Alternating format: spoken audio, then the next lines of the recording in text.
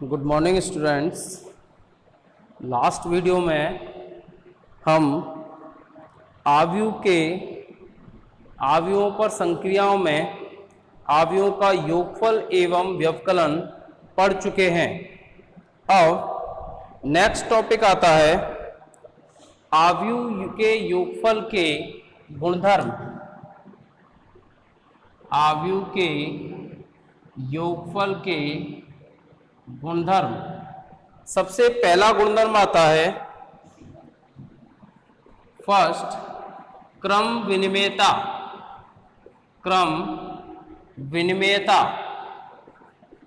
क्रम विनिमेयता से हमारा क्या तात्पर्य है? यानी क्रम विनिमय, यानी क्रम को एक्सचेंज कर दिया जाए। यदि आव्यूहों का क्रम बदल दिया जाए तो भी क्या रहना चाहिए? योगफल समान रहना चाहिए। यानी आव्यूहों का जो योगफल होता है वो क्रम विनिमय गुणधर्म का पालन करता है। अर्थात यदि दो आव्यूह ए तथा बी दिए गए हों तो क्रम विनिमय गुणधर्म के अनुसार A plus B is equal to B plus A. अर्थात जैसे मान लो एग्जांपल लेते हैं, ए इज इक्वल टू 2 3 1 5 और b is equal to 4 3 2 4। a plus LHS देखें, LHS में क्या करना है हमें? a plus b। तो a प्लस b करो, a की वैल्यू है 2 3 1 5, b की वैल्यू है 4 3 2 4। तो योगफल करें इनका तो संगत अवयवों का 2 प्लस 4 6, 3 प्लस 3 6, 1 प्लस 2 3, 5 प्लस 4 9। ये क्या निकल के आएगी हमारी LHS। RHS देखें, RHS क्या होगी? B plus A। अब की बार पहले आव्यूह B लिखना है, लिखें जरा B आव्यूह को। 4 3 2 4 प्लस A। A की वैल्यू है 2 3 1 5, 2 3 1 5। करें योगफल, कैसे करते हैं? संगत अवयवों का 4 प्लस 2 6, 3 प्लस 3 6, 2 प्लस 1 3, 4 प्लस 5 9। देखना जरा, क्या LHS, ये रही LHS और ये है RHS, अर्थात LHS is equal to RHS। अर्थात हम कह सकते हैं कि आव्यूहों का योगफल क्रम विनिमय गुणधर्म का पालन करता है। अर्थात दो आव्यूह A या B दिए गए हों तो A plus B is equal to B plus A। Next गुणधर्म आता है हमारा साचर्यता। सेकंड गुणधर्म आता है साचर्यता।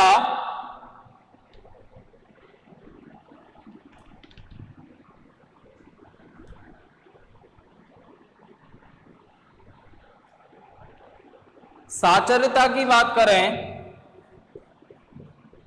सेकंड आता है साचर्यता। साचर्यता की बात करें तो यदि तीन आव्यूह A B C दिए गए हों तो आव्यूहों का योगफल साचर्य गुणधर्म का पालन करता है। अर्थात A plus B plus C is equal to A plus B plus C। इसका मतलब क्या है कि हमने पहले आव्यूह A और B का योगफल किया है, उसके पश्चात उसमें आव्यूह C का योगफल किया गया है। RHS में पहले आव्यूह B और C का योगफल किया गया है, उसके पश्चात इसमें आव्यूह A का योगफल किया गया है। तो दोनों ही स्थितियों में जो आव्यूह प्राप्त होंगे वो कैसे प्राप्त होंगे? समान प्राप्त होंगे। तो समान प्राप्त होंगे तो एग्जाम्पल देखते हैं।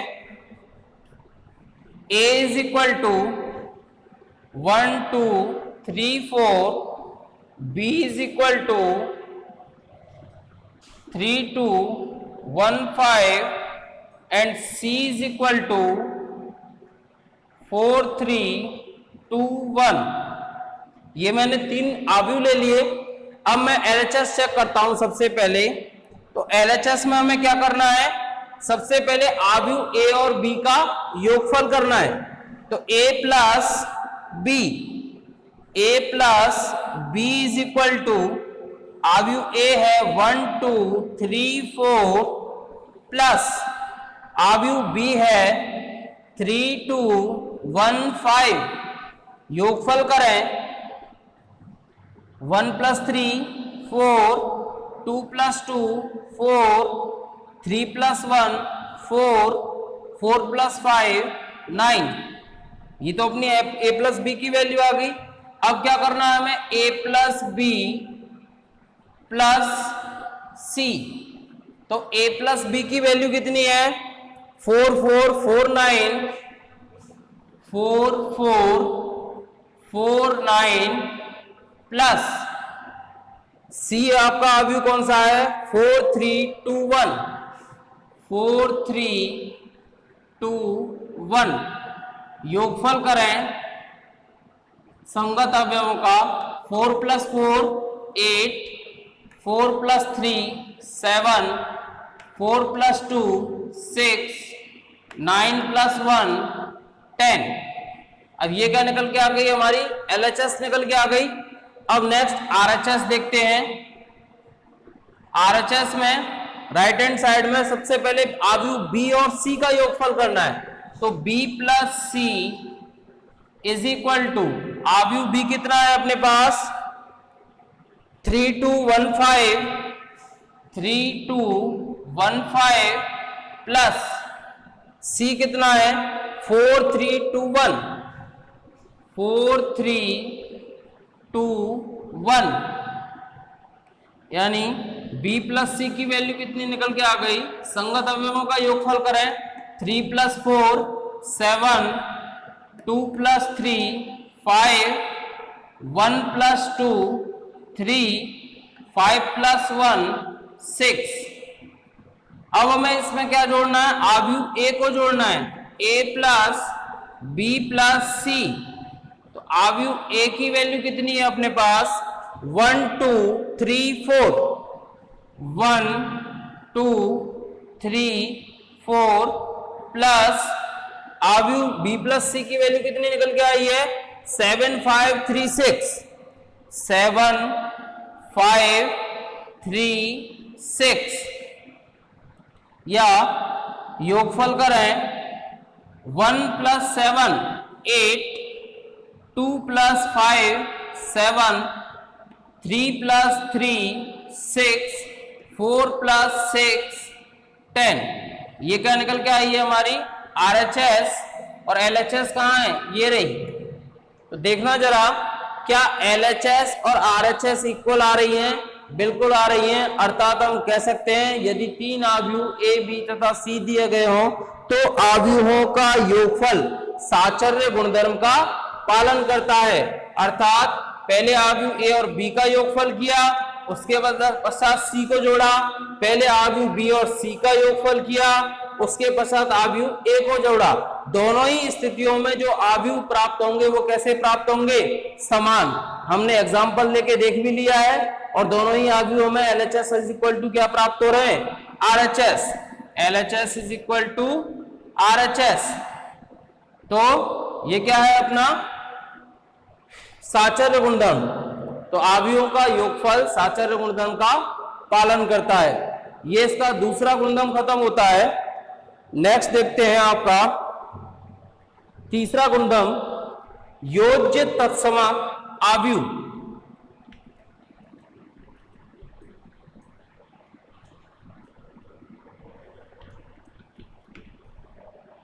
योज्य तत्समक अवयव।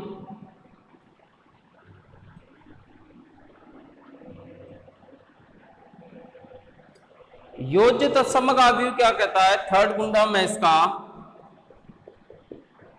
योज्य तत्समक अवयव। तो योज्य तत्समक अवयव क्या कहता है, कि यदि आपको कोई आव्यूह दिया गया है, यदि आपको कोई आव्यूह दिया गया है तो उसके लिए योज्य तत्समक आव्यूह क्या होगा। तो किसी भी आव्यूह में ऐसा कौन सा आव्यूह योगफल किया जाए जिससे हमें वही आव्यूह पुनः प्राप्त हो जाए, जिससे हमें वही आव्यूह पुनः प्राप्त हो जाए। तो केवल ऐसा एक ही आव्यूह संभव है, कौन सा, शून्य आव्यूह, क्योंकि शून्य आव्यूह ही एक ऐसा आव्यूह है जिसे किसी भी आव्यूह में योगफल करने पर हमें पुनः वही आव्यूह प्राप्त हो जाता है, क्योंकि शून्य आव्यूह के सभी अवयव कैसे होते हैं, शून्य होते हैं। तो यानी किसी भी आव्यूह के लिए योज्य तत्समक आव्यूह कौन सा होता है, शून्य आव्यूह। जैसे a इज इक्वल टू दिया हुआ है 4 3 2 6। अब a प्लस o कौन सा होता है, शून्य आव्यूह। वो कौन सा होता है, शून्य आव्यूह, नल मैट्रिक्स। जिस नल मैट्रिक्स क्या होता है, जिसके सभी अवयव क्या हो, शून्य हो। तो जिसके सभी अवयव शून्य हो तो 4 3 2 6 प्लस o 0 0 0 0। तो जोड़ो, 4 प्लस 0 4, 3 प्लस 0 3, 2 प्लस 0 2, 6 प्लस 0 6। यानी हमने इसमें शून्य आव्यूह को जोड़ा, पुनः वही आव्यूह प्राप्त हो गया जो दिया गया था। तो किसी भी आव्यूह के लिए योज्य तत्समक आव्यूह कौन सा आव्यूह होता है, शून्य आव्यूह। कौन सा आव्यूह होता है, शून्य आव्यूह। यही इसका तीसरा गुणधर्म है। नेक्स्ट आता है फोर्थ गुणधर्म। फोर्थ गुणधर्म क्या कहता है, योज्य प्रतिलोम आव्यूह। योज्य प्रतिलोम आव्यूह। योज्य प्रतिलोम आव्यूह से हमारा क्या तात्पर्य है कि किसी भी आव्यूह में ऐसा कौन सा आव्यूह जोड़ा जाए जिससे कि हमें एक शून्य आव्यूह प्राप्त हो जाए। तो यह आपका शून्य आव्यूह प्राप्त करने के लिए केवल एक ही कंडीशन है कि इसमें जो भी आपको आव्यूह दिया गया है उस आव्यूह का ऋणात्मक आव्यूह आप उसमें जोड़ दें, तो ही हमें वो आपको शून्य आव्यूह प्राप्त हो जाएगा। जैसे एग्जाम्पल इज इक्वल टू, तो इसकी कंडीशन क्या हो गई, योज्य तत्समक आव्यूह की तुलना कंडीशन क्या है, a plus o is equal to a। ये योज्य तत्समक आव्यूह की कंडीशन है। और इसमें ये आपका कौन सा कहलाता है, योज्य तत्समक आव्यूह। कौन सा कहलाता है, योज्य तत्समक आव्यूह। अब इसकी बात करें, इसका एग्जांपल है योज्य प्रतिलोम आव्यूह में। हमने कोई आव्यूह a मान लिया, 4 6 7 9, ये कोई आव्यूह ले लिया a। तो इसका मैं ऋणात्मक आव्यूह निकालना चाहूं तो माइनस ऑफ a, तो माइनस ऑफ 4 6 7 9। अगर मैं माइनस का गुणा करूं तो आप जानते हो यदि मैट्रिक्स में किसी भी संख्या या चिन्ह का गुणा करते हैं तो उसके प्रत्येक अवयव में गुणा होता है, और कुछ उभयनिष्ठ निकालना हो, कॉमन निकालना हो, तो भी प्रत्येक अवयव में से उभयनिष्ठ लिया जाता है। अगर प्रत्येक अवयव में उभयनिष्ठ नहीं है तो वो राशि उभयनिष्ठ नहीं आ सकती, और गुणा भी आपको प्रत्येक अवयव को करना होता है। तो माइनस ऑफ ए की वैल्यू क्या हो गई, माइनस से गुणा करना है तो प्रत्येक अवयव गुणा हो जाएगा। तो -4 -6 -7 एंड -9।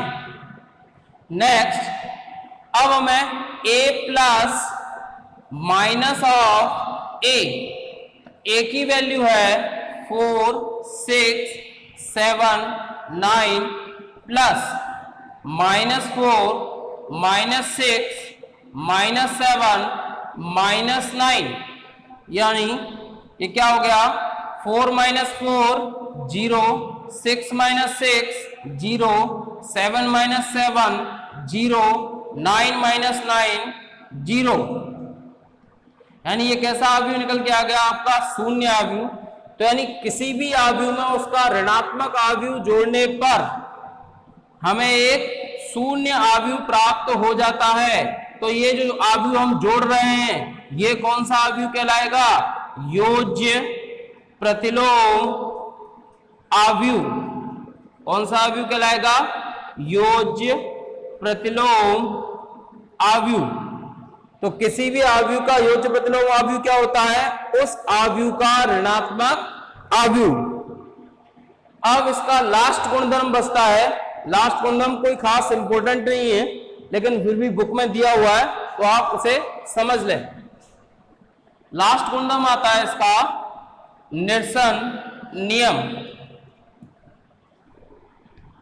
निरसन नियम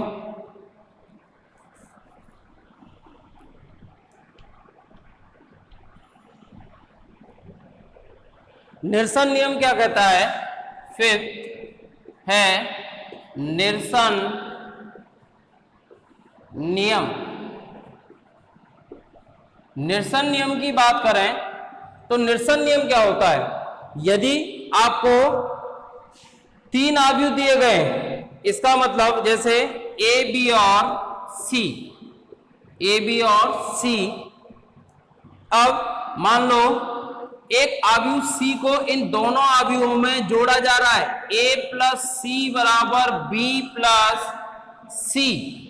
तो इसका मतलब है यदि a प्लस सी बराबर b प्लस सी है तो c तो समान आव्यूह है और दोनों का बाएं पक्ष का योगफल और दाएं पक्ष का योगफल समान आ रहा है। इसका मतलब क्या है कि ये जो दोनों आव्यूह a और b जो दिए गए हैं वो भी कैसे हैं? समान आव्यूह हैं। तो क्या हो जाएगा? a बराबर b, और इसे हम बोलते हैं, ये दाएं पक्ष में हमने दाईं a और b के दाईं ओर जोड़ा है तो इसे दक्षिण निरसन नियम भी कहा जाता है। एक तरीके से क्या होता है? निरस्त करना। निरस्त करना जैसे आप इस तरीके से याद रख सकते हो कि सी से सी हट गया तो क्या बचेगा? a बराबर b। ये केवल याद रखने के लिए, ऐसे हटता नहीं है, केवल आप समझने के लिए इसे सोच सकते हो कि सी से सी हटने के बाद a बराबर b प्राप्त हुआ है। अगर मान लो ये c बाईं ओर जोड़ा गया होता, यानी c प्लस a बराबर c प्लस b, यानी अब c क्या है? दोनों पक्षों में बाईं ओर जोड़ा गया है, तो भी c तो कन्फर्म है, दोनों में समान है। अब यदि समान आव्यूह जोड़ने के पश्चात दो आव्यूह में और उनका योगफल कैसा आ रहा है? समान आ रहा है, तो इसका मतलब भी क्या है कि आव्यूह a is equal to b, यानी आव्यूह a और b कैसे आव्यूह हैं? समान आव्यूह हैं। और इसे हम, क्योंकि ये बाईं ओर जोड़ा गया था तो इसीलिए हम इसे वाम निरसन नियम भी कहते हैं। वाम निरसन नियम भी कहते हैं। ये आपका निरसन नियम कंप्लीट होता है और आव्यूह योगफल के गुणधर्म भी कंप्लीट होते हैं। और नेक्स्ट क्वेश्चंस हम नेक्स्ट वीडियो में पढ़ते हैं, नेक्स्ट टॉपिक। ओके बच्चों, थैंक यू।